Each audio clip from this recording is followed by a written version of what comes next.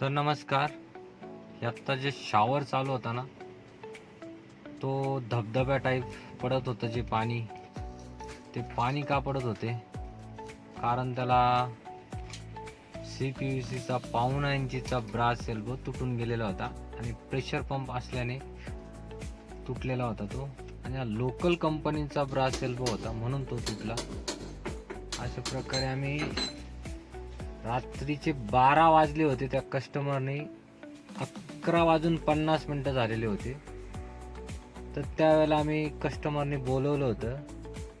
त्यानंतर हे बघा असा लोकल ब्रास एल्बो होता ज्याने आतले जे थ्रेड आहे ते तुटून गेलेले होते म्हणून तो एवढं पूर्ण घरात पाणी झालेलं होतं.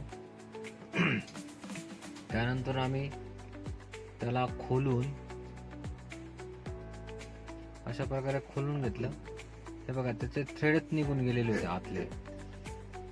आणि हा एवढा डुप्लिकेट लोकल कंपनीचा होता जेणेकरून काही होणार पण नव्हतं त्याचं.